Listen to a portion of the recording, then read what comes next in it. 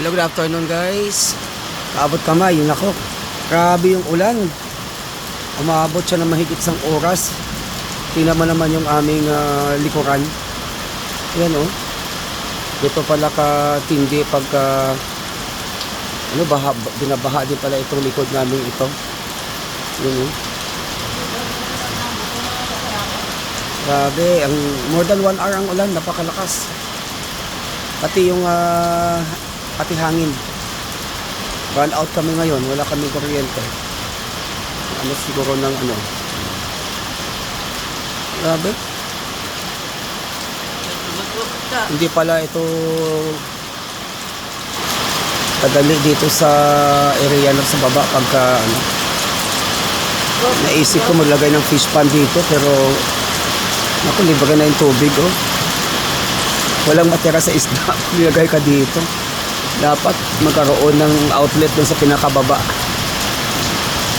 Yung babang-baba doon, o nakapa na siya, na harangan siya ng mga malaking pilapil eh. Yan. Kaya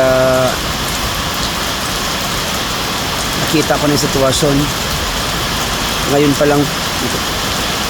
lang kasi din ako na nakauwi dito more than how many decades.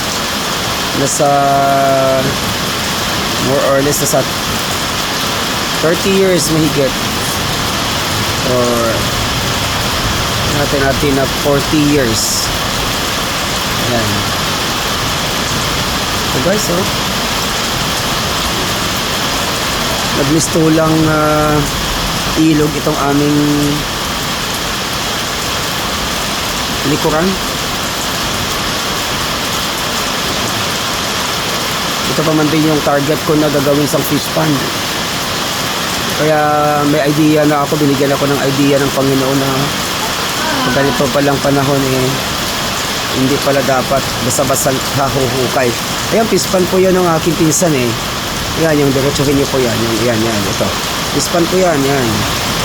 Yan, fish pond po yan. Yung sa second lot na yan. Yan. Sa pinsan ko po yan. Ayan, apaw na apaw yung kanyang ginawang fish pond, no? So hindi sa safe pag ganitong panahon. Ayan. Tingnan mo naman ang panahon, no? Sobrang dilim, grabe yung ano kanina. Grabe yung dagongdong ng ano talaga. Pati yung aming bubong dito eh, pinasok ng tubig yung yung aming loob ng bahay. Tumatalsik talaga doon sa pinaka-rooftop. Kaya kailangan i-repair talaga yung doon, lalagyan siya ng iba-blocking yung doon ng liso, yung taas yung sa pinaka pumasok yung tubig. Okay guys, God bless, salamat sa panood ng video ito. Yan, makita yung surroundings namin. Yan, ito sa yan. Ito pinakababong namin, grabe. Pasok ang tubig. Okay guys, God bless.